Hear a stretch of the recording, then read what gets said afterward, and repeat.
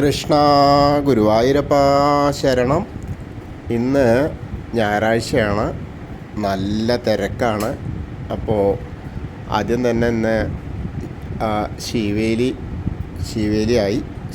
രാവിലത്തെ ശീവേലി കഴിഞ്ഞു. 3 റൗണ്ട് കഴിഞ്ഞ് ഭഗവാൻ പുറത്തേക്ക് വന്ന് ആനപ്പുറത്ത് ഇങ്ങനെ എഴുന്നള്ളി.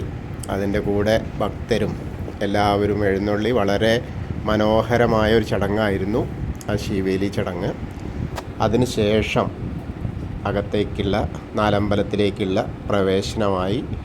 ആ പ്രവേശനമായ സമയത്ത് ഭഗവാന്റെ തിരുരൂപം, അതായത് ആ വിശ്വരൂപമാണ് കാണുക. ആ വിശ്വരൂപത്തിൽ ആദ്യം തന്നെ ശംഖാഭിഷേകമാണ് നടക്കുക. അതായത് മാലകളും അലങ്കാരങ്ങളും എല്ലാം ഒഴിവാക്കിയിട്ടുള്ള ആ വിശ്വരൂപ ദർശനമാണ്. നമുക്ക് ശരിക്കും പറഞ്ഞാൽ നേരെ വരുന്ന ഒരാൾക്ക് പെട്ടെന്ന് മനസ്സിലാവില്ല.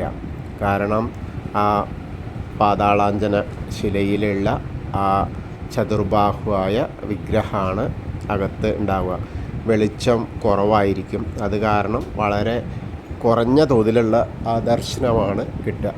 പക്ഷേ എന്നിരുന്നാലും ഒന്ന് ശ്രദ്ധിച്ച് നോക്കിയാൽ ആ ശംഖാഭിഷേകം വളരെ മനോഹരമായിട്ട്, അതായത് 3 ശാന്തിക്കാർ നിന്ന് അപ്പുറവും ഇപ്പുറവും ഇങ്ങനെ ആ ശംഖിൽ നിന്ന് നമ്മുടെ ആ മണിക്കിണറിലെ തീർത്ഥം ജലം കൊണ്ടുള്ള അഭിഷേകമാണ്. അത് കുറച്ച് നേരം ഉണ്ടാവും. അതിനുശേഷം കുംഭാഭിഷേകമാണ്.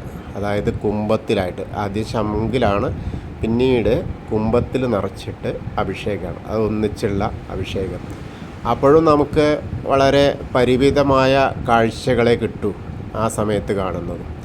അങ്ങനെ അതിന് ശേഷം കുറച്ച് ഇടവിട്ടുള്ള സമയങ്ങളാണ്. അത് ശേഷം കുറച്ച് സമയം ദർശനം തന്നെയാണ്. പിന്നീട് പാലഭിഷേകത്തിനുള്ള പാല് ചോദിക്കും. അങ്ങനെ പാലും ശാന്തിക്കാരും നിന്നിട്ട് ആ പാലഭിഷേകം കാണാനാണ് മഹാഭാഗ്യം. കാരണം ആ ചതുർബാഹുവായ ആ പാതാളാഞ്ജന ശിലയിലുള്ള ആ കറുത്ത ശിലയിലുള്ള വെളുത്ത പാല് കൊണ്ടുള്ള അഭിഷേകം അത് അതിമനോഹരമാണ്. എന്ന് പറഞ്ഞാൽ ആ എന്താ പറയുക, പാൽക്കണ്ണനെ ഇങ്ങനെ കാണാൻ നമ്മളുടെ മനസ്സ് അത്രയ്ക്കും ഭാഗ്യം കിട്ടുന്ന ആളുകൾക്കാണത് കാണാൻ പറ്റുന്നത്. ഒരു നിമിഷം മതി. ആ ഒരു നിമിഷം കാണുക എന്ന് പറഞ്ഞാൽ തന്നെ ഏറ്റവും പ്രാധാന്യം അർഹിക്കുന്നതാണ്. കാരണം എന്താ പറയുക, നമ്മളെ തനുവും മനുവും അതുപോലെ ആ ഭഗവാന്റെ തനുവും മനുവും എല്ലാം തരളിതമാകുന്ന തരത്തിലുള്ള ആ ഒരു അഭിഷേക സമയമാണത്. കാരണം എല്ലാ ഭാഗത്തേക്കും ആ പാല് അഭിഷേകം കൊണ്ട് എത്തുകയാണ്. ഭഗവാന്റെ ആ വിശ്വരൂപം മുഴുവനായിട്ടും പാല് കൊണ്ട് അഭിഷേകം ചെയ്യുന്ന ചടങ്ങാണ് പാലഭിഷേകം. അപ്പോൾ അത് കാണുക എന്ന് പറഞ്ഞാൽ തന്നെ വളരെ പുണ്യമാണ്.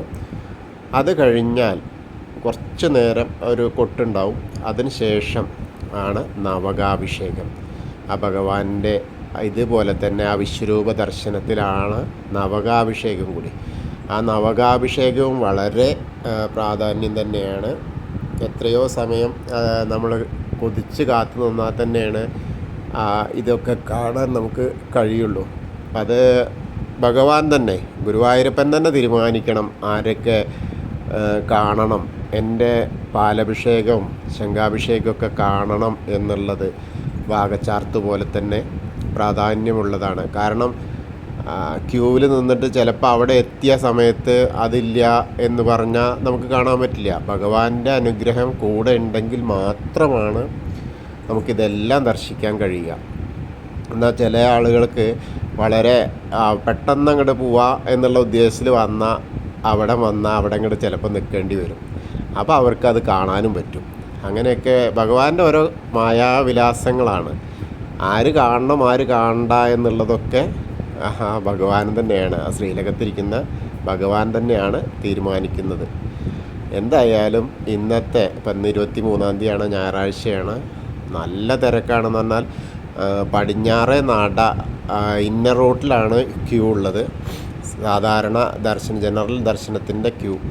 അവിടെ നിന്ന് വന്നിട്ട് അങ്ങനെ വന്ന് പടിഞ്ഞാറേ നടയിൽ കൂടെ വന്ന് തെക്കേ നടയിലെത്തി ധനലക്ഷ്മിയുടെ അധിയനൊക്കെ വന്ന് വീണ്ടും വളഞ്ഞ് തിരിഞ്ഞ് മേൽപ്പത്തൂർ ഓഡിറ്റോറിയത്തിലൂടെ വന്ന് പിന്നെ അതിൻ്റെ ഉള്ളിലുള്ള 19 ലൈനിൽ വന്ന് ഫുള്ളായി അങ്ങനെ വന്നിട്ടാണ് ഇന്നത്തെ ദർശനം.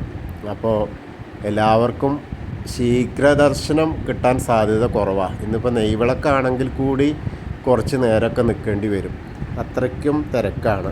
ഞായറാഴ്ചയാണ്, വളരെ തിരക്കുള്ള ദിവസമാണ്. അപ്പോൾ ഇന്നത്തെ നമ്മൾ ഗുരുവായൂരപ്പൻ്റെ ശീവേലി തൊഴുതു, അതുപോലെ ശംഖാഭിഷേകം തൊഴുതു, കുംഭാഭിഷേകം തൊഴുതു, പാലഭിഷേകം തൊഴുതു, നവകാഭിഷേകം തൊഴുതു. പിന്നെ അതിന് ശേഷം ആണ് ശരിക്കും പറഞ്ഞാൽ പന്തീരടി പൂജ. ആ പന്തീരടി പൂജ കഴിഞ്ഞ്, പന്തീരടി പൂജ ഇന്ന് വേഗത്തിലായി.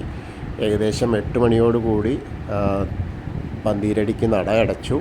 അതിനുശേഷം 8:45 നട തുറന്നു. കാരണം അത്രയും തിരക്കുണ്ടായതുകൊണ്ട് വേഗം പൂജകളൊക്കെ അഷ്ടപതിയൊക്കെ കഴിഞ്ഞു, നട തുറന്നു. വീണ്ടും നല്ല തിരക്കാണ്. അപ്പോൾ ഏകാന്തം വഴിയാണ് വിടുന്നതും, കൊടിമരത്തിലൂടെ നേരെ വരികയാണ്.